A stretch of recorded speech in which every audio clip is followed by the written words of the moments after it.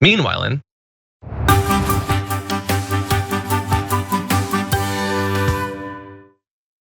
Tunisia is now one of the many countries being threatened by a resurgence of COVID thanks to variants like Delta, Delta Plus. Their health system has apparently collapsed, and coronavirus intensive care units are overflowing, according to Tunisian health officials, who warn that it's being taken over by the new, much more easily spread Delta variant. Their army has deployed a new lockdown in some areas, as nearly 10,000 new coronavirus cases and 134 deaths were logged on last Wednesday alone. That's a daily record since the start of the pandemic. So you might see 10,000 cases, and it's difficult to know how scared to be. I mean, after all, the US has had far more than that. Well, bear in mind, Tunisia by population is 1/30th our size. So that's something like 300,000 cases a day in the US. Obviously, for a small country with a small population, that is a devastating amount of coronavirus to be dealing with at this late date in the pandemic. Yeah, no, that is incredibly scary, and I'm still waiting on the because Tunisia may fall into the category of country where the United States and the World Health Organization isn't necessarily prioritizing them. Mm-hmm.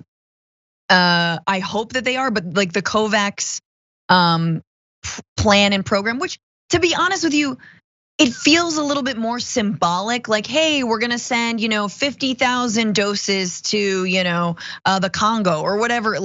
That doesn't feel like it's actually tackling the problem of COVID spreading wildly out of control.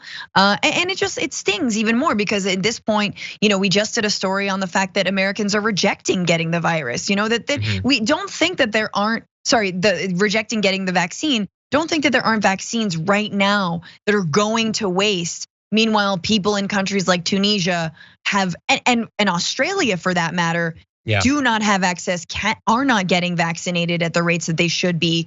And yeah, it's devastating, and it is global. There is no way to, unless we're stopping all travel, which we're not.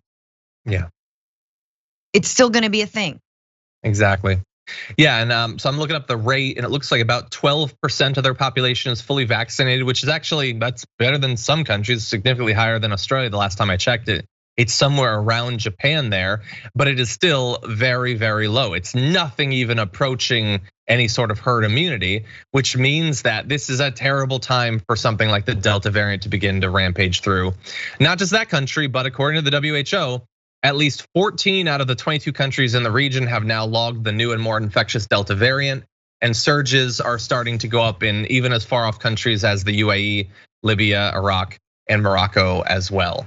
To give you an idea of how horrendous it is, they're saying that bodies have had to be left in rooms next to other patients because the country's morgues are overstretched.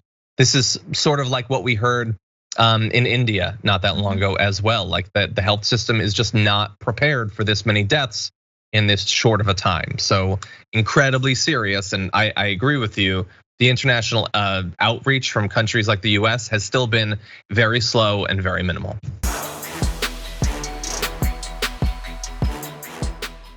For more political news breakdowns, interviews, stories of activism, and me trying my hardest to care about the occasional big celebrity news story, subscribe to our YouTube channel at youtube.com/The Damage Report. And you can ring the bell wherever it is so you don't miss anything.